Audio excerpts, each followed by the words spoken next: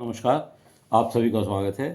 आज इस वीडियो के द्वारा मैं मनु जो देहरादून से हैं उन्होंने प्रश्न पूछा है कि अपनी डिटेल भेजते हुए क्या तलाक का योग है कुंडली में। तो उनके द्वारा बताए गए समय के अनुसार जो कुंडली बनती है वह तुला लग्न की कुंडली बनती है जो आपके सामने है। ग्रह स्थिति इस प्रकार है, तीसरे भाव में राहु है, चौथे भाव में शनि है, सप्तम भाव में बुध है, अष्टम भाव में सूर्य है, नौवें भाव में शुक्र और केतु है और आपके दसम भाव में मंगल गुरु हैं और ये आपके 11वें भाव में चंद्रमा। ये ग्रहों की स्थिति है। देखिए, आपका जन्म तुला राशि में, तुला लगन में हुआ है तथा पूर्वा फाल्गुनी नक्षत्र के प्रथम चरण में हुआ है। जन्म राशि आपकी सिंह है। वर्तमान में चंद्रमा की महादशा चल रही है जो 13-12-25 तक रहेगी। इसके बाद मंगल की महादशा शुरू होगी।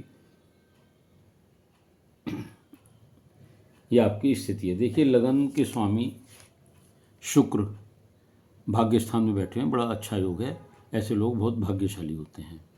तो जो लोग भाग्यशाली होते हैं तो उसका ऐसा नहीं हो सकता कि उनकी कुंडली में तलाक वाली स्थिति बने।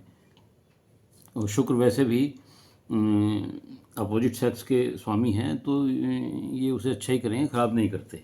दूसरी बात यह है कि आपका अच्छा व्यक्ति, तुला लगन के लोग चाहे वो स्त्री हो पुरुष हो, अच्छे व्यक्तित्व के स्वामी होते हैं, विशेषकर जो भाग्य स्थान में बैठे हुए हों। इसके अलावा कुंडली में गुरु उच्च के बैठे हुए हैं, ये भी बड़ी अच्छी स्थिति होती है। और सप्तम भाव में बुध का होना भी बहुत अच्छा होता है। सिंह आपकी राशि है, यहाँ पर चंद्रमा जो है 11वें भाव में बैठे हुए हैं। अब आपको मतलब शनि सुग्रही हैं। राहु की स्थिति तीसरे भाव में बहुत अच्छी होती है। देखिए, खास बात क्या है जिस वजह से आपको लग रहा है कि झगड़े होते हैं, ये तलाक की स्थिति हो सकती है। आपने कहा झगड़े बहुत रहते हैं, तलाक होगा या नहीं होगा। 29 मार्च 25 से आपको शनि की 7.5 सिंह राशि पर शुरू हुई है तथा गोचर में जो केतु है वो भी अभी हाल में 18 महीने के लिए यहाँ पर राशि पर आया हुआ है। और उससे सप्तमेश जो ये है इसमें राहु आ गए हैं।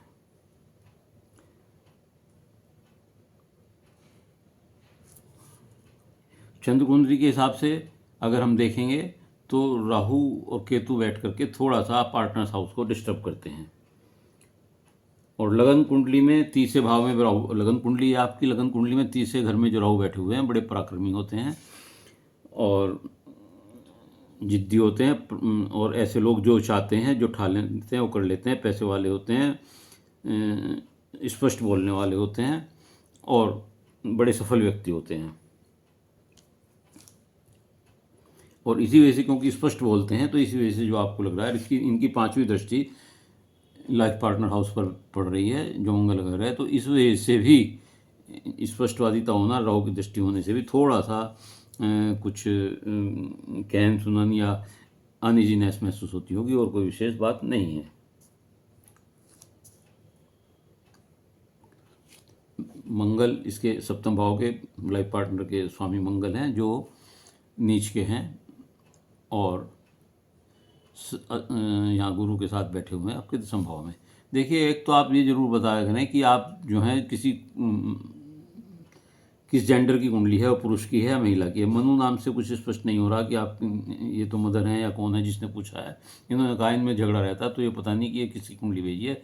लेकिन जो भी है, मैं इस कुंडली का ही विश्लेषण कर रहा हूँ। तो आगे से जो भी कोई प्रश्न करे तो बताए कुंडली किसकी है, पुरुष की है, स्त्री की है या उनके बेटे की है या किसकी है, ताकि उसका फलित करने में सुविधाजनक हो सके। देखिए,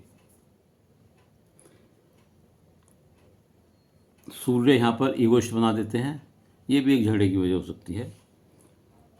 और सूर्य की वजह से जरूरी नहीं कि आपका पत्नी या पति का झगड़ा हो, सूर्य यहाँ बैठ करके कोर्ट केसेस को भी देखना पड़ सकता है, फेस करना पड़ सकता है।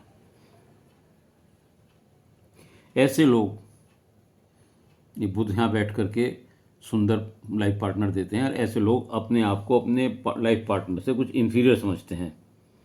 बुध सप्तम भाव में बहुत अच्छा होता है, विशेषकर विवाह साझेदारी में वैवाहिक जीवन बड़ा सकारात्मक होता है। बुद्धियाँ बैठने से बुद्धिमान सामाजिक बनाते हैं, प्रसिद्धि दिलाते हैं, सामाजिक स्तर अच्छा होता है, तो जीवन साथी बहुत सहयोगी होता है। तो इन स्थिति से ये नहीं लगता कि आपके संबंधों में कोई दरार आ सकती है। थोड़ा बहुत झगड़ा किस्म चलता रहता है और समय के साथ मैच्योरिटी आने के साथ साथ धीरे धीरे खत्म हो जाता है। शनि जो दसम भाव में बैठे हैं, यदि आप अपने माता पिता की सेवा करेंगे, उनका ध्यान रखेंगे, तो आपको मकान सुख, वाहन सुख, संपत्ति सुख सभी मिलेंगे और आपको गृह सुख की कोई कमी नहीं रहेगी। शुक्र 9th हाउस में जो बैठे हुए हैं, ये थोड़ा सा, वैसे तो भाग्यशाली हैं आप, सब बात है, लेकिन शुक्र तो आपको वैवाहिक जीवन का सुख देता है, आपको विलासिता का जीवन देता है, लेकिन केतु यहाँ विरक्ति की भावना पैदा करता है। ये आध्यात्मिक की ओर ले जाता है, विलासिता की ओर ले जाता है। ये दोनों विपरीत सोच के ग्रह हैं और जिस ओर ले जाते हैं, तो इस वजह से केतु अलगाववाद कराता है। शुक्र सांसारिक जीवन में आदमी को एंटर कराने के लिए प्रयत्नशील रहता है, विदेश यात्रा कराता है, धार्मिक यात्राएं कराता है। शुक्र विदेश यात्रा कराएगा, केतु धार्मिक यात्रा कराएगा। मंगल और गुरु की युक्ति आपको धन धान्य की वृद्धि देगा, प्रसिद्धि देगा, सफलता दिलाएगा। ये नवपंचक राजयोग कहलाता है। कुल मिलाकर ये समझिए, जो गोचर में की अब वर्तमान में स्थिति है 18 महीने के लिए राहु केतु की, जो आपकी राशि पर आए हैं, और शनि की जो ढैया है, तो ये आप 18 महीने कुछ आराम से निकाल दें। राहु का इलाज करें, केतु का उपाय करें, राहु का उपाय करें और मंगल का उपाय करें जो ढैया है, तो ऐसी कोई समस्या नहीं है। और धीरे धीरे जो आप में पति पत्नी के बीच थोड़े बहुत झगड़े रहते हैं, वो भी सामान्य हो जाएंगे और आपका जीवन बड़ा अच्छा, दाम्पत्य जीवन बड़ा अच्छा कटेगा। ऐसी कोई विशेष बात आपकी कुंडली में मैं नहीं समझता। उम्मीद है कि आपको अपने प्रश्नों का उत्तर मिल गया होगा। यदि आपको एक विश्लेषण अच्छा लगा हो तो कुंडली इसे लाइक करिएगा, शेयर करिएगा, कमेंट्स बॉक्स में जाकर अपने विचार लिखिएगा। इसके अलावा यदि किसी और का कोई प्रश्न हो तो वह अपनी डिटेल भेजकर अपना एक सवाल भेज सकता है मेरे चैनल को सब्सक्राइब करने के बाद।